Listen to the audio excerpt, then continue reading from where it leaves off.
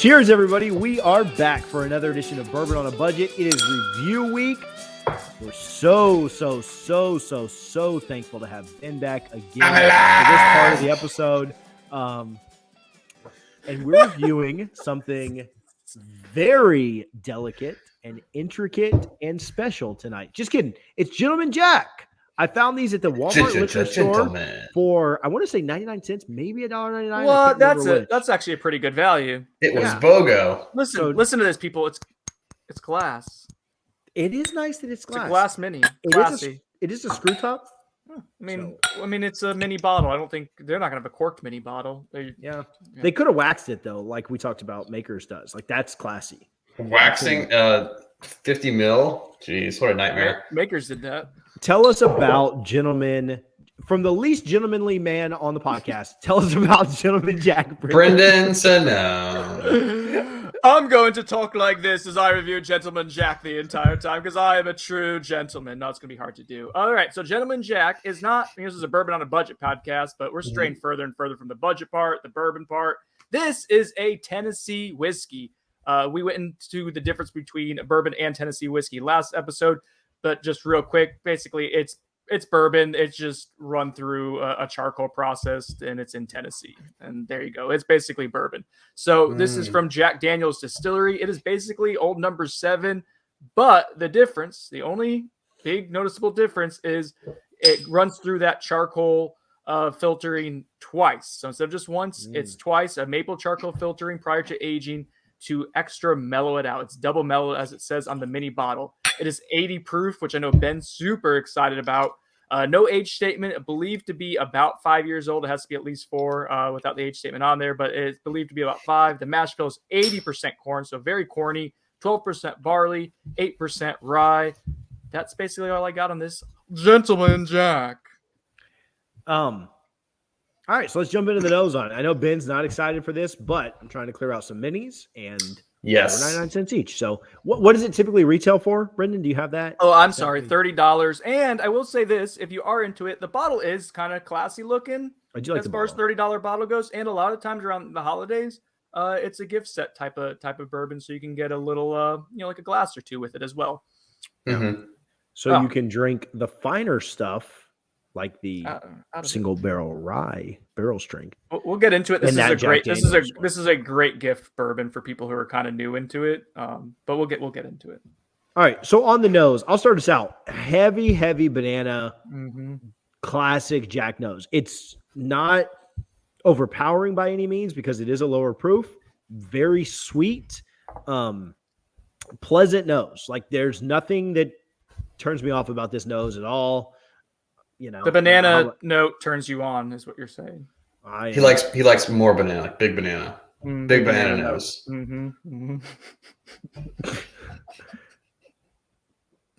Yeah, I have nothing. Banana. Talk to me about your infatuation with banana, Ben. Yeah, so to me, this smells like vanilla banana water.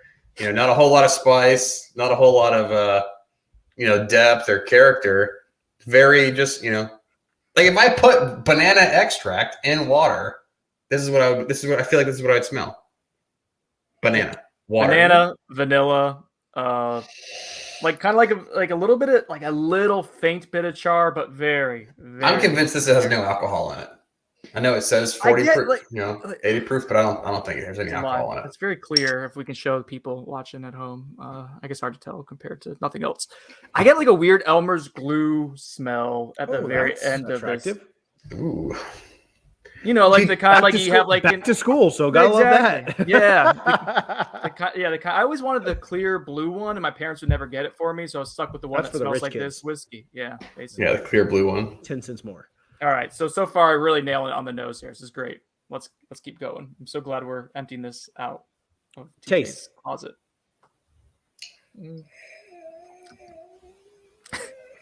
Taste banana-y, a little bit of cinnamon, vanilla, water. Yeah, it's the proof. I was doing a podcast before we did this. We know we were waiting forever. Yeah, I was drinking a Mick Ultra on that, and so this is kind of like my palate is ruined for this proof level because I've had that Mick Ultra. Yeah, What's Mick Ultra, like, 85? I was gonna say, was the Mick Ultra more proof than this? Definitely more proof. Well, I just think it's just water. Just basically water is a little tougher. No, it's super thin, super light. Yeah. I'll tell you what, though, like, I feel like this fits in, like Brendan was saying, if you're just not into bourbons at all, this is entry level.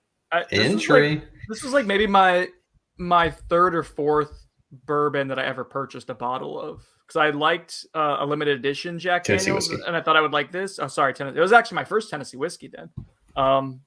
Yeah, and it took a long time to finish it because I started liking other stuff too faster. I got acclimated to alcohol burn. So it's very easy to drink. It is. It's super sweet. There's not a lot of depth there. There's not much complexity. It stays pretty cohesive, which we'll get to rating that in a little bit. But it's just very light, sweet, and easy to drink. Like, this is a significantly better than regular Jack Daniels. I will say that. Like, I wish I had a little bit of that to like compare it to. But again, that's an 80 proof product too.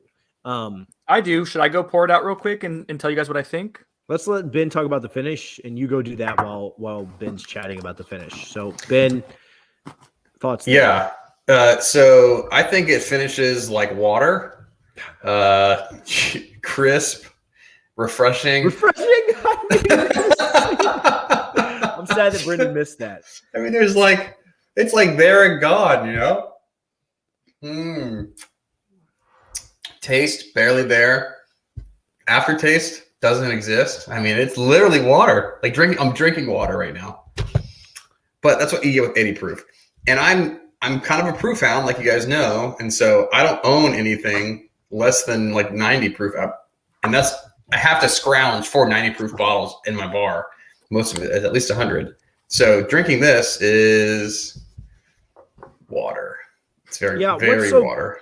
And so what's so tough with it? I know that most people watching or listening probably already know this, but we joke about it being water, but this probably came off the still, or probably came out of the barrel between 120 and 100. Oh, I'd say more than that. I'd say it probably came out of the barrel between 120 and 130 proof. Like, think about what your Jack Daniel's single barrel. No way. Yeah. Think about what your Jack Daniel's barrel proof stuff is. Those are significantly older. You have more time for evaporation. I'm thinking it's coming out between like 105 to 115. No way it touches 120. What is the single barrel rye barrel strength age? 7 years? Maybe. So like, you're only talking about 2 years. So yeah, maybe like 115s, maybe splitting the difference. Yeah. So let's call it 115. They have put so much water with this to proof it down to 80 proof. Like, it's what? I mean, that proof would be what, 40% water, 35% water? Yeah, a lot of water. There's a lot of water in this to get it down to that proof. And so essentially they are watering down the product. And so you're not getting as much flavor out of it, right? Now, there are reasons for that, right? They're watering it down because it goes further. They're watering it down because some people aren't proof hounds like Ben, and they are more entry level. But yeah, the finish is just kind of there lacking. Brendan, did you get some? I did. Did you get some Jack? Did you find it next to each other? Yeah, so it is technically Master Distiller Series, but it's the same thing. It's just it's a fancy bottle that I fell for back in the day. Nice. And you still have plenty of it. I will say, there's 3 bottles and it got mixed into one eventually. So I worked my way down. To be fair, I will say, like, this Gentleman Jack is being marketed to people who want something lighter too. So like, it is like, they're not trying to blow your socks off with proof or with a whole lot of flavor. Right. Like, they're advertising this is double mellowed. Double mellow is what they're saying on there. So trying the regular Jack Daniel's Old No. 7, I honestly like it a little bit more. The proof's the exact same. It is, you can tell that the Gentleman Jack, which I have here in my left hand, is more mellow for sure. A little smoother at the end, less bite, but there's a little bit more like nuance to this. I know it's funny to say about Jack Daniel's that there's nuance, but there is a little bit like marshmallow, more char, like that only one filtration through the charcoal mellowing process did leave a little bit more flavor to it. Not the best flavor in the world, but there is more going on here for sure than the Gentleman Jack. I've definitely heard some advertisements from Gentleman Jack on different podcasts. Jack, folks, I'll make sure that Ben drinks this every day if you want to sponsor our podcast. But I've heard Not coming. I I have heard some advertisements on different podcasts, and that is exactly how they market it, Brendan. Mm-hmm. Like it is very much like, not refreshing. That's not the right word. The non-bourbon drinkers bourbon. Like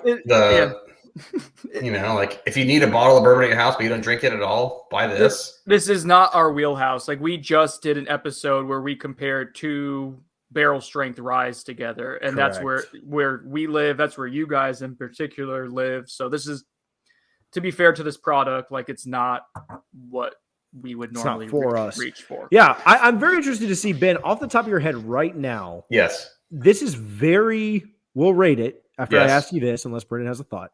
Right. This is not your wheelhouse. Way better than Basil. Way better than Basil. If that's where you're going, way better.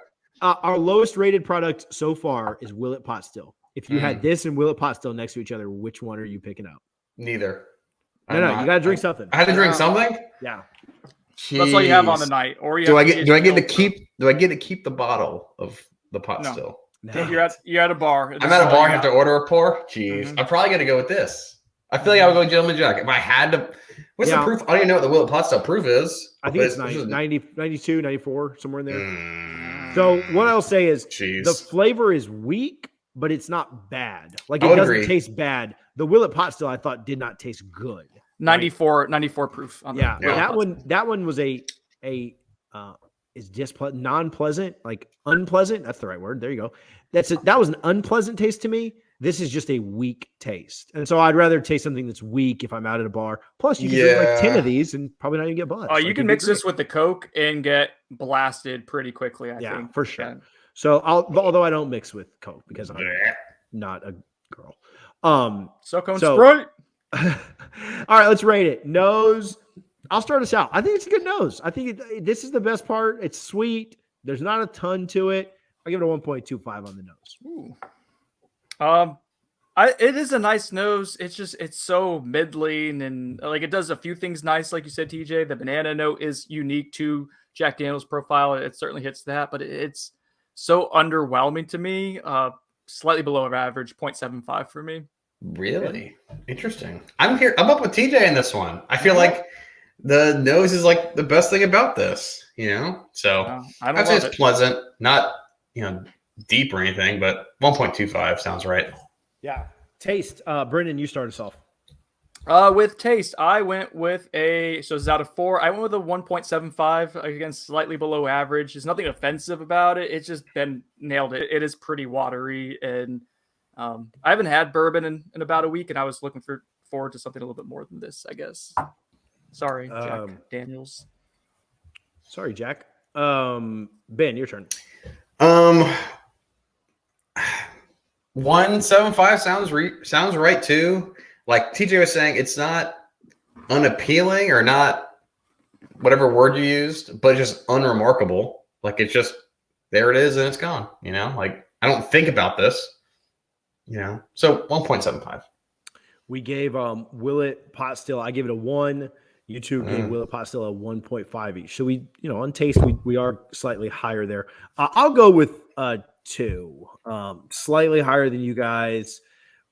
Again, I'm giving it an average score because it's not bad, but it is, to me, it's just very mediocre. It's not, like I said, not unpleasant, but very weak. So middle of the road average. I'd love to taste this at 95 or 100 proof. Like I think this would be pretty good there because I think you get a lot of the banana, some more of the cinnamon. This would be a good product, I think, at 100. Have you tried the Jack Daniel's single barrel whiskey? Like just their normal. That's like a 95, right? Yeah. Yep. Yeah. It's the bananas foster. Like you get some of those cinnamon, like you get the banana, but you get the cinnamon more. You get a little bit more toasty marshmallow. It's actually really pretty and really nice for what it is and at the price. But that's not. So. Finish. Ben, you go first here. Just crucify this thing. 0. There's no finish. I can't rate it if there's nothing there. I felt bad that I gave it such a low such a low score on the nose. So I was going to go with a low 0.5, but Ben saying 0 makes me feel comfortable going with 0.25. It's like there's something. It's not unpleasant. It doesn't bite. It's not atrocious. So I can't give it a 0. But I don't hate you saying 0 either. I don't think you're off base, Ben. Yeah, I'm between a 0 and a 0.25 here. There's just not a lot. It's not very redeeming at all. Looking back at Willett Pot still again. And Ben gave that a 0. Brendan and I both gave it a 0.5. I'm going to go with a 0.25 here. I'll agree with Brendan and just give it a little bit of love there. I'll give it a 0.5 for cohesiveness. It's not complex at all. Brendan. Yep. Cohesive, banana, water. No complexity, but cohesive. Banana water. Ben? Sure. 0.5, whatever. So going into the value of the 8 points, Ben with a 3.5. Crushed. Myself with a 4. And Brendan with a 3.25. Oh, crushed. This Jack Daniels number 7 is so much better. Golly. You get 2 points for value, boys. We've called this slightly below average. It's a $30 bottle, 80 proof. You can find this absolutely anywhere and everywhere. Not hard to find at all. Brendan, start us off. Average price, below average juice. The one thing I will say, the bottle's nice and distinct, and I think it's a good gift whiskey. So I'm not going to crush it for value here. I actually may give it a little bit more of a bump than what it deserves, just based totally on the taste. I'm going to give it a 1 out of 2. I think it's a pretty average value. Yeah, Ben. Especially as a gift. I agree with Brendan, not on the overall reasoning, but overall points, mostly because I feel like they sell the crap out of this because it's an easy upsell from a Jack and Coke. Everyone knows that drink, and they'll get that and say, "Hey, I want to just step my game up a little bit. What's the next thing?" And it's always Gentleman Jack every time. And so I think it's a great value for the company selling it. They're selling the crap out of this thing, right? And if you really are super entry level, super entry level, or you want to try to get someone into it that, can't drink a whole lot of bourbon, then this is the bottle for them. I would buy this way over Basil at an extra $10, right? $10 less, yeah. Yeah, come on. So I think the value of 1 makes sense. It's just not my value. It's value of an entry level guy. There is value that exists out there. Didn't I have this?